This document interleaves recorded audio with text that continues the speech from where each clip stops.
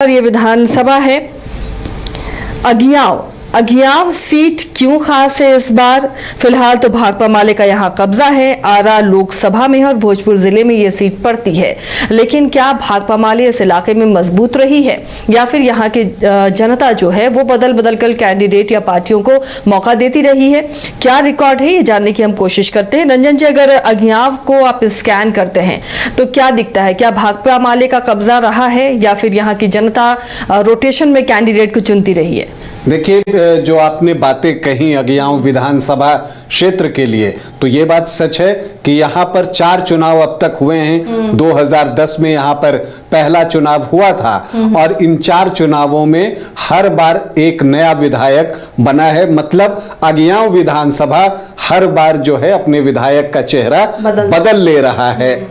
एक चीज ये दिखी है। फिर दूसरी बात जो आपने कही कि क्या यहाँ पर भाकपा माले जो है उसका प्रभाव रहा है, स्ट्रांग है, तो ये बात भी सच है कि अगियाव क्षेत्र में भाकपा माले जो है वो प्रभावशाली है और उसकी एक अपनी फैन फॉलोइंग आप कह लीजिए वो दिखती है। उसके पास अपने 23-24% वोट जो है वो हमेशा होते हैं और गठबंधन में आने के बाद आरजेडी के साथ जो है आरजेडी और भाकपा माले आप कह लीजिए न सिर्फ अगियाव बल्कि पूरे शाहाबाद में एक डेडली कॉम्बिनेशन जो है वो बन गया है। और एनडीए के लिए सबसे बड़ा चैलेंज जो है यही होने जा रहा है कि वो इस गठबंधन का जो स्वरूप है उसके बावजूद जो है वो अपने लिए जीत कैसे हासिल करे। ये बहुत सारी चीजें हैं, इसलिए बीच में ये भी बातें हो रही थी कि चिराग पासवान को शाहाबाद से कहीं चुनाव जो है वो लड़वाया जाए। ये बहुत सारी चीजें हैं, तो उसके पीछे जो है आरजेडी भाकपा माले का गठबंधन भी है। आमतौर पर हम देखते हैं कि 2015 में जो बिहार की राजनीति थी उसमें एक मजबूत महागठबंधन जो है बना था, कांग्रेस, जेडीयू और आपको आरजेडी का। लेकिन अगर आप शाहाबाद क्षेत्र में देखें, अगियाव में देखें, तो जो सबसे मजबूत गठबंधन यहां बना वो 2020 में बना, जिसने यहां के परिदृश्य को बदल दिया है। और अब आप देखें तो अगियाव जो है वो भाकपा माले का मजबूत गढ़ बन चुका है। अब उस मजबूत गढ़ में जो किलेबंदी उसने कर ली है उसको कैसे जो है भेद पाता है एनडीए, ये उसके सामने जो है एक बड़ा सवाल होगा, एक चुनौती भी होगी। अगर हम देखें 2020 से भाकपा माले जो है वो अजेय दिख रही है। ये बात सच है कि विधायक दोनों बार अलग अलग थे, लेकिन उसकी वजह कुछ और थी, उसकी भी हम चर्चा करेंगे। तो अब तक जो है 2010 से लेकर 2020 तक यहां पर 4 चुनाव हो चुके हैं। 3 तो चुनाव और एक बाई इलेक्शन यहां पर हुआ, जिसके बाद फिर से चुनाव 2024 में लोकसभा चुनाव के साथ अगियाव में करवाना पड़ा था। अब अगर आप यहां पर देखें तो 2010 में यहां पर एक ट्रायंगुलर फाइट थी। जब आप अगियाव विधानसभा को स्कैन कीजिएगा तो यह भी दिखता है कि शुरुआत में यहां पर एक ट्रायंगुलर फाइट हुआ करती थी 2015 तक, और उसकी वजह भी यह थी कि एक महागठबंधन होता था, एक एनडीए होता था और एक तरफ भाकपा माले होता था। तो इसी वजह से एक ट्रायंगुलर फाइट होती थी। लेकिन 2020 से जो 2 चुनाव हुए हैं वहां आमने सामने की ही लड़ाई जो है वो दिखी है। तो हम 2010 से शुरुआत करते हैं। सिद्धांत राम जो है वो भाकपा माले के प्रत्याशी थे। उनको 21,739 वोट आए थे, लगभग 23.5% वोट। और यहां आरजेडी ने अपना प्रत्याशी दिया था सुरेश पासवान को, उनको आए 24,008 वोट, मतलब कि 26% वोट।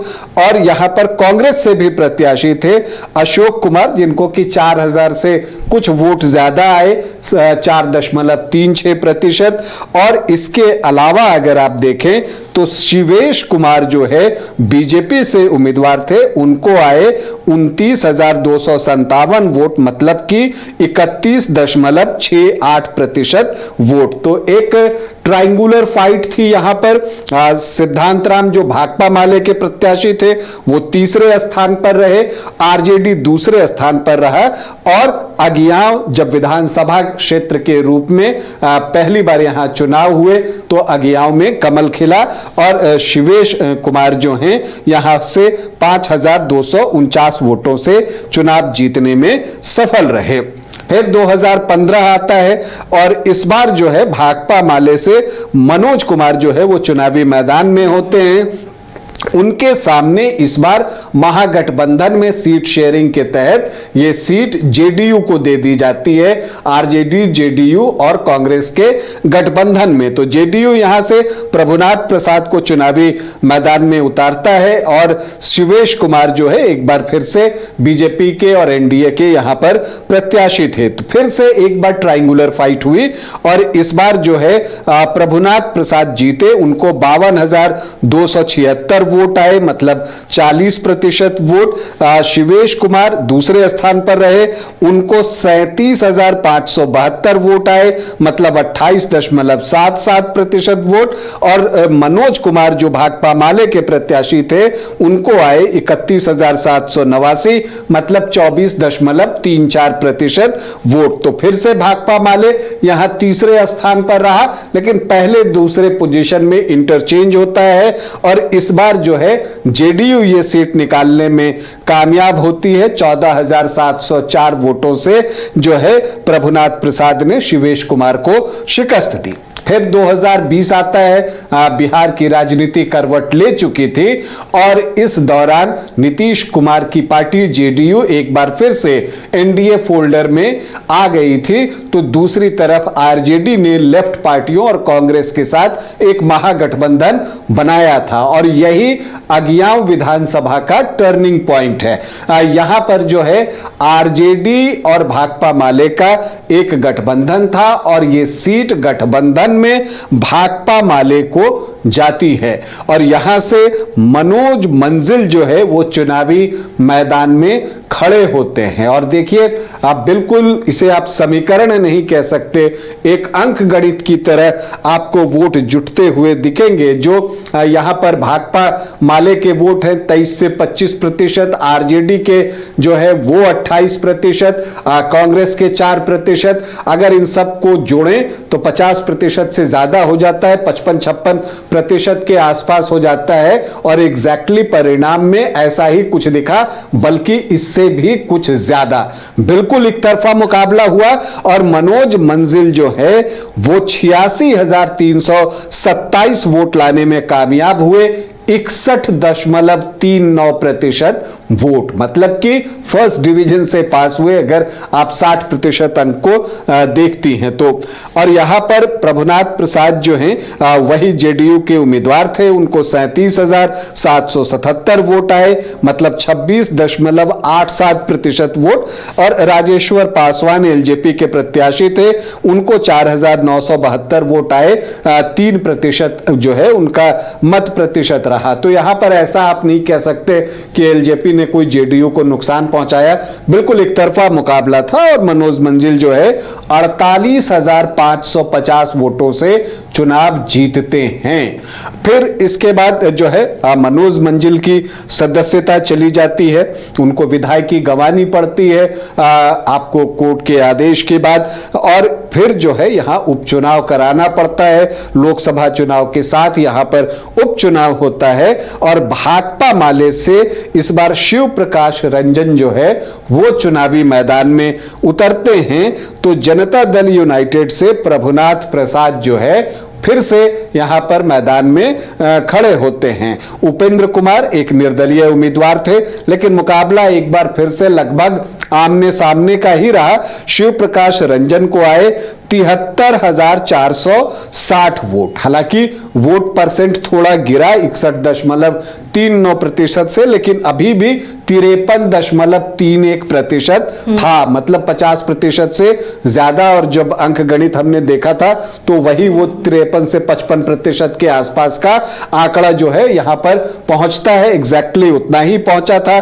प्रभुनाथ प्रसाद को 43,625 वोट आए, 31.66% वोट, और उपेंद्र कुमार जो निर्दलीय चुनाव लड़ रहे थे उनको 6,418 वोट आए, मतलब 4.66% वोट। तो शिव प्रकाश रंजन को 29,835 वोटों की विशाल और बड़ी जीत मिली। हालांकि ये 2020 की जीत से छोटी थी, लेकिन फिलहाल अगर आप इसे आंकड़ों में देखें तो अभी भी ये बड़ी जीत है और बड़ा फासला है दोनों गठबंधन के बीच में। एनडीए के सामने जो चैलेंज है कि ये जो गैप है उसको वो कैसे भरे, उसके लिए क्या कुछ करे। और देखिए, प्रत्याशी फिर भाकपा माले से ही होगा, इसकी पूरी संभावना है, और प्रत्याशी जो है यही होंगे, ये भी इसकी भी पूरी संभावना है। और यहां पर ये तय करना एनडीए को है कि फिर से जेडीयू ही चुनाव लड़ेगा। प्रभुनाथ प्रसाद पिछले 3 चुनाव से यहां लड़ रहे हैं, एक बार जीत मिली है, 2 बार हार का सामना करना पड़ा है, या इस बार जो है जो एससी वोटर्स हैं, अनुसूचित जाति के वोटर्स हैं, उनको लक्ष्य करते हुए ये सीट चिराग पासवान को दी जा सकती है। ये देखना दिलचस्प होगा कि एनडीए में कौन सी पार्टी यहां से चुनाव लड़ती है, या फिर बीजेपी ही वापसी करना चाहती है इस सीट पर, उस सीट पर लड़ना चाहती है और शिवेश कुमार को एक बार फिर से उम्मीदवार जो है वो बनाना चाहे। तो ये देखना दिलचस्प होगा कि किस तरह से जो है एनडीए का अप्रोच होता है। हालांकि जब आप समीकरण देखेंगे, समझेंगे, तो चौंकेंगे कि परिणाम आता कैसे है इस तरह का। तो देखिए, यहां पर जो एक अनुमान के अनुसार अगर हम वोटर्स की बात करें तो एससी 18.3% है। नेचुरली ये वोट चूंकि एससी आरक्षित सीट है तो वो हर प्रत्याशी में कुछ कुछ जाता है, सबका अपना हिस्सा होता है। मुस्लिम वोटर्स की संख्या भी बहुत ज्यादा नहीं है, 6.1%।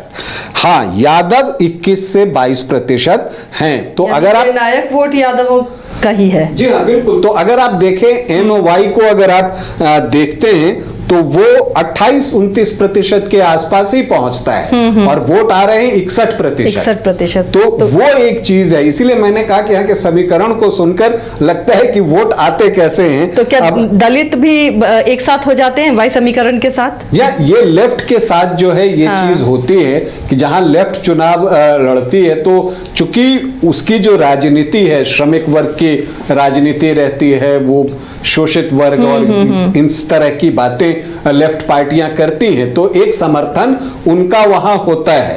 तो ये एक चीज होती है। अब देखिए, यहां पर राजपूत भी अच्छी संख्या में है, 11 से 13%, भूमिहार 7 से 8%, ब्राह्मण 4.5 से 5.5% के आसपास। तो ये आंकड़ा भी 22-23% का सामान्य जाति का पहुंच जा रहा है। तो यादव जो 22-23% हैं वो इक्वेट हो जा रहा है यहां पर, अगर आप इसे समीकरण के लिहाज से समझें तब। और कोयरी कुर्मी यहां पर 7.5 से 8.5%, और वैश्य यहां पर 11 से 12% हैं। और अगर आप ऐसे देखें तो लगता है कि एनडीए का समीकरण बहुत मजबूत होना चाहिए, लेकिन होता नहीं है। लोकसभा के चुनाव में भी यहां सुदामा प्रसाद जो है वो 19,480 वोटों से आरके सिंह के खिलाफ लीड कर गए थे। अब सुदामा प्रसाद जो है वो वैश्य जाति से ही थे, तो वैश्य जाति के वोटर्स भी उधर गए थे।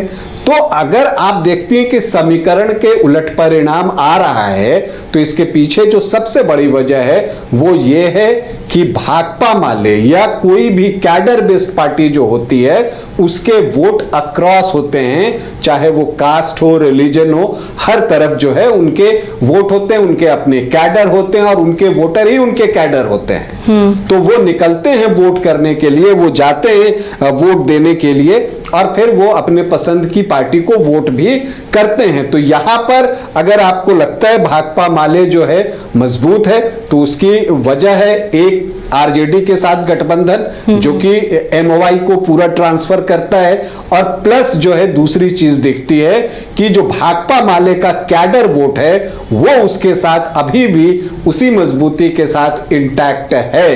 तो अब इस बार एनडीए क्या रणनीति अपनाता है, क्या कुछ बदलाव करता है, इस पर बहुत कुछ निर्भर करेगा। क्योंकि अगर स्ट्रैटेजी नहीं बदली तो फिर जो है भाकपा माले को यहां पर शिकस्त देना एनडीए के लिए बहुत मुश्किल होगा।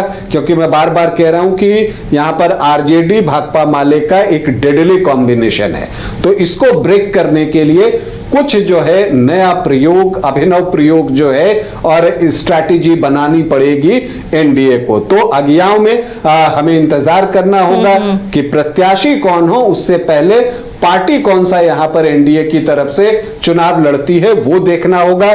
चूंकि महागठबंधन से तो फिक्स है, मानकर चलिए कि भाकपा माले ही यहां से चुनाव लड़ने जा रहा है। तो एक दिलचस्प चुनाव अगियाओं में भी। आरा लोकसभा का ये विधानसभा क्षेत्र है, आरा में 7 विधानसभा क्षेत्र हैं, उसमें जो है अगियाओं भी आता है। तो एक दिलचस्प मुकाबले की उम्मीद हम सभी अगियाओं में कर रहे हैं।